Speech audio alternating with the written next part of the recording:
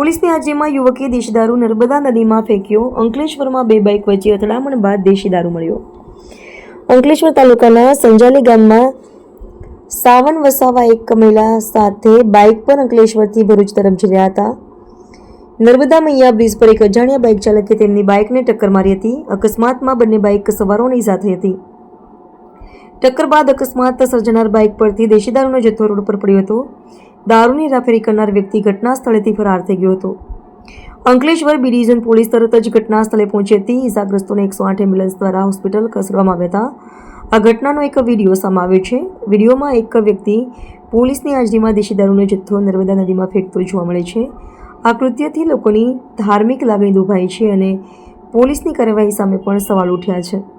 પોલીસે અજાણ્યા બાઇક ચાલક વિરુદ્ધ મોટર વ્હીકલ એક્ટ અને પ્રોહિબિશન એક્ટ હેઠળ ગુનો નોંધી તપાસ શરૂ કરી છે.